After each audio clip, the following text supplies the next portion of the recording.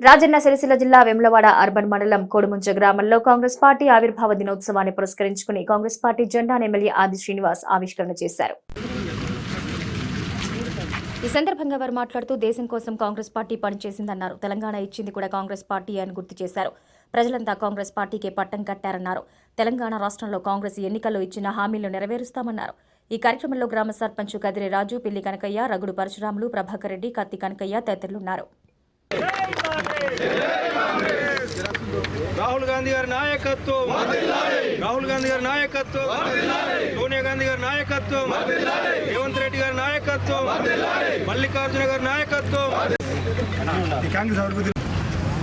138వ Congress party ఆవిర్భావ దినోత్సవాన్ని ఘనంగా దేశవ్యాప్తంగా కాంగ్రెస్ పార్టీ శ్రేణులు, అభిమానులు ప్రజల మధ్యలో జెండా నెరవేర్చి జరుపుకుంటూ ఉన్నారు.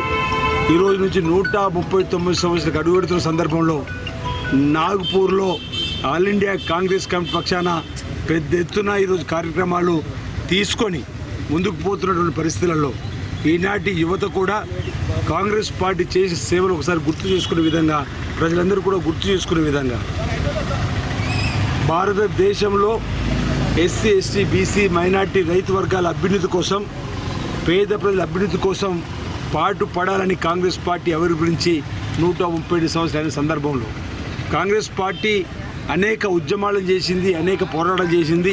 ఈ క్రమంలో ఈరోజు తెలంగాణ రాష్ట్రాన్ని ఇచ్చింది కూడా కాంగ్రెస్ పార్టీ.